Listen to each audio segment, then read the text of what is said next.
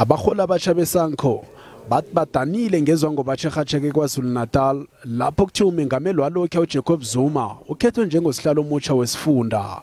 I-SANCO ihlathululela benze lokhu njengabantu abangakavuthwa. To think that he would openly exploit SANCO and its challenges to help him in his well-known political battles is disheartening.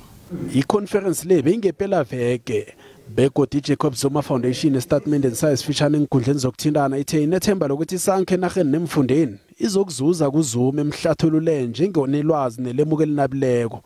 iSANCO ithi uMengameli walokhu usetshenziswa abantu abafuna ukuzuza ngedumo lakhe.